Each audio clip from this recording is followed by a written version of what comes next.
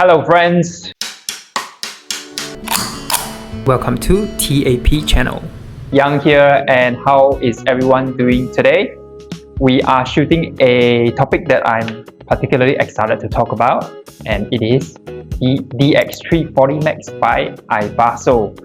Now, before we begin this video, I would like to do all disclaimers, which is I have not been sponsored any particular unit by iBasso for the purposes of this YouTube video. So I actually bought a DX340 MAX with iBasso directly, even though we do sell this beautiful music player. Why do I want to talk about DX340 MAX?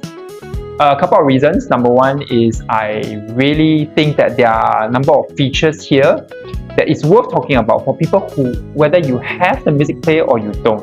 I think it's quite nice to find out what are the innovations behind the player. And it's not going to be really a review, right, an in-depth review of DX340 MAX, because there's tons of YouTube videos doing that.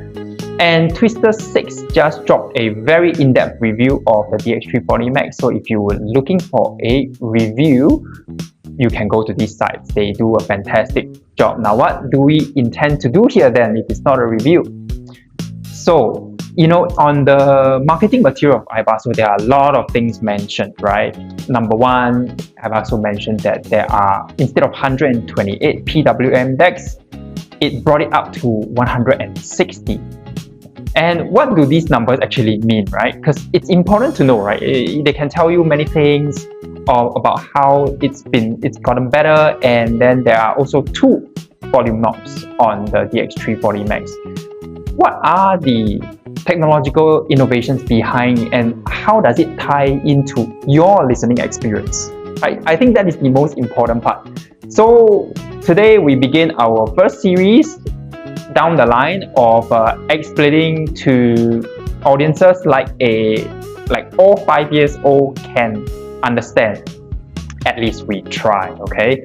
So without further ado, let me take my DX340 MAX to show everyone. This is the really beautiful DX340 MAX, and I'm just going to turn it on. You can see the two volume knobs at the side here of the DX340 MAX.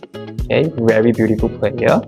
And what are the functions of these two knobs? Now, the first one, the one at the top, is the digital volume knob, and the one at the bottom is the 24-step analog attenuator. Okay. Now, what do these two volume knobs actually do? For most music players, or actually for most of you, when you listen on the phone, right, when you adjust volumes, it's all through a digital volume knob, right? And what does it actually mean when you reduce or you turn down the volume? On a digital volume knob, right, primarily when you reduce volume, you are actually mathematically reducing the digital audio signal itself. And what does that mean for your own listening experience? Is that when you turn down the volume, it's mathematically changed or reduced, then it's actually compressing the dynamic range, because bit depth gets lost. So you know on the CDs you see 16-bit, right? Now when you turn down volume like that, right, when you digitally turn it down, it causes a reduction in resolution. And this reduction in resolution, when you reduce volume beyond a certain amount, like I would say if you reduce volume by 30 decibels, it's just a random number, but the 16-bit resolution actually goes down to somewhere around 11. Now, for context, very, very good listening for 2 hours is around 90 decibels. So if you reduce it by 30, you're reducing a third of that volume. It's kind of soft for most people. And when resolution reduces, what happens is that the noise floor of the sound wave stays the same, but because you actually digitally reduce, mathematically altered the resolution, the amount of hiss actually there's less space between the noise floor, right? It will make noise and hiss much more prominent in lower volumes. because the noise floor stayed the same, but you actually digitally altered and reduced the audio signal. That's what happens when you use a digital volume knob. Now, what's iBasso's workaround to prevent bit depth loss is that there are two volume knobs, right? Let me show you again. There are two volume knobs. The one at the top, right? That is why they recommend putting it almost at full or 90% to almost full, so that there is actually no bit depth loss. And then what do you do to actually adjust the volume? You adjust it on the second volume knob, the 24-step attenuator. And that is a huge difference, right, in how we hear and perceive what comes through, the playback that comes through. When you adjust the volume on the 24-step attenuator, actually you are working on a fully decoded audio signal already, which means that the audio signal has passed through, and this is a physical knob that then does not compromise on bit depth quality at all. And what's left is that when you adjust it, you don't feel that there's any lack of, when you hear it, when you perceive through your hearing, you're like, the audio is really clear, really clean, and you can barely hear any static at the back. And that's the reason why, because iBasso has managed to come up with a solution on the DX340 MAX where you do not have any bit depth loss, and you actually adjust the volume on the physical, on the 24-step attenuator. And how do these two differ? On a digital volume knob, most normal volume knobs use a potentiometer, and a potentiometer is a continuous strip of carbon that a wiper slides across. And for the step attenuator, it is a continuous carbon strip with a physical rotary switch. Now the first one, you can imagine wiper slides over time, accumulate dust, and so that's where you get static, that's where you get hiss. And for the physical rotary switch in the step attenuator, you won't have such a problem. You turn the knob, it physically disconnects one resistor and clicks onto the next one in line. This is what actually makes the DX340 MAX pretty special. Now, does that mean that you have to follow the rule of having the digital volume knob full and then you control the volume through the analog step attenuator? Not really, right? If you swap it around like what I did, right, you notice that the sound actually changes, but the theory behind it stays true, right? And that's what's most important, that you understand the theory, you understand why is it that two volume knobs happen and how does it assist your playback and how you feel. That's very important. And once you know that, you can play around with it however you like. There's no right or wrong. And the second thing, which is really, I think, heavily mentioned by iBasso is, now how then do you further improve the total harmonic distortion plus noise? The original DX340, it's already at minus 119 decibels. And now this has improved further to another 3, so it's minus 122. Now how is this achieved? Obviously, it was mentioned that it went from 128 PWM decks to 160. What do these numbers actually mean, right? Think about it. When in audio, whenever there is a 3 decibel plus 3 decibel increment, you need double the power. Why? Because our hearing, our listening is not on a linear level.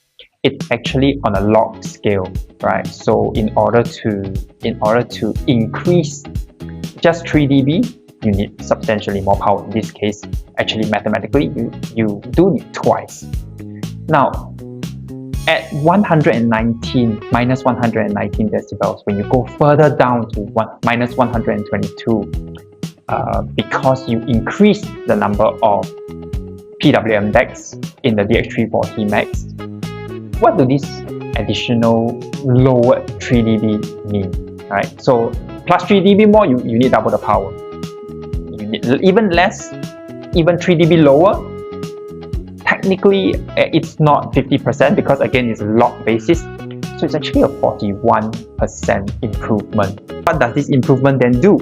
Essentially, this 41% improvement, right, is actually the gap between music and the hiss has expanded by 41% in amplitude. When the amplitude expands, right, this is where you suddenly realize you actually can't hear the difference, right? Because it's minus 119 and minus 122 decibels, right? It's far beyond the human hearing.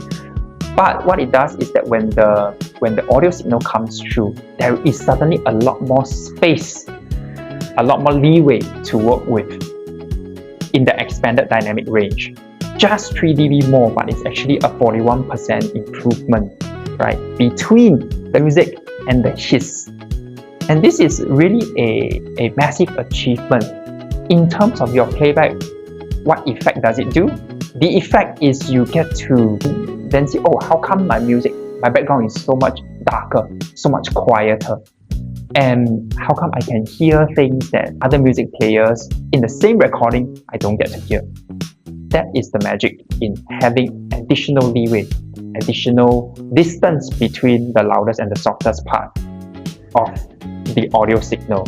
And this increment in amplitude is how iBasso achieves this really nice effect when people say, oh, I hear my music is airier, it has more space to extend. And that actually comes in allowing the audio signal a lot more space and room to breathe.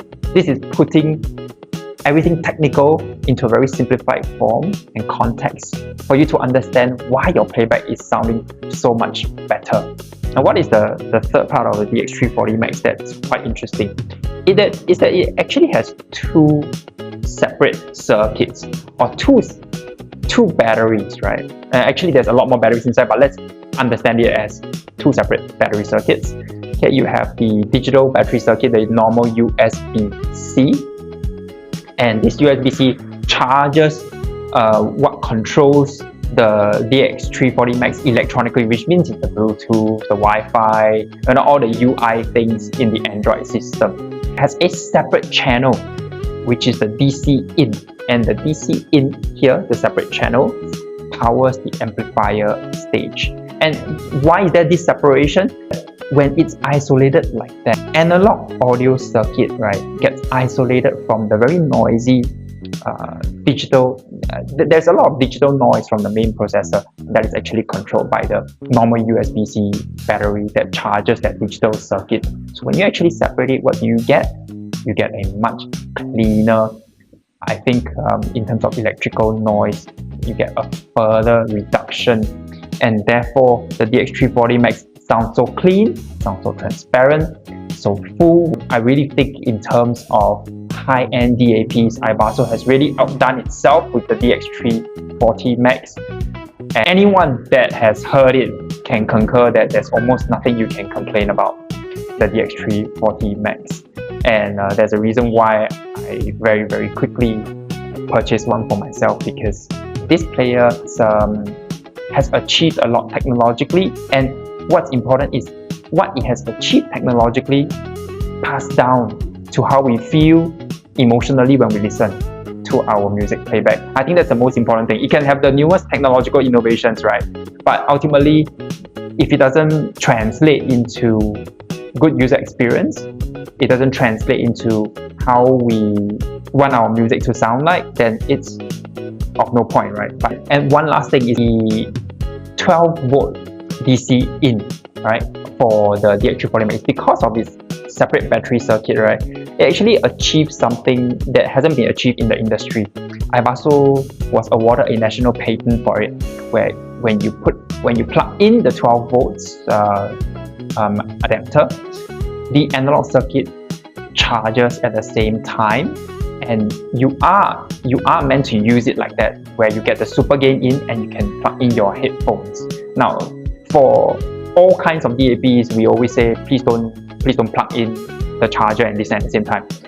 In this instance, with this technology, you can plug in the 12 volts power adapter and listen to it at the same time, because you get this additional boost especially when you are listening to very difficult to power headphones. So this is a feature that only came with the DX340 MAX. The previous renditions like 270, you have the 12 volts in super gain, but because they all rely on only one battery circuit, it doesn't actually charge for all intents and purposes. Now, that really concludes why the 3 points that we wanted to talk about, the features of what makes the iBasso DX340 MAX so special. And I hope that in my explanations you get to understand what happens when, or what actually iBasso meant when they say they achieve 3 dB less, and what do the volume knobs actually mean for yourself. And I hope to see you next week, and thank you. Bye.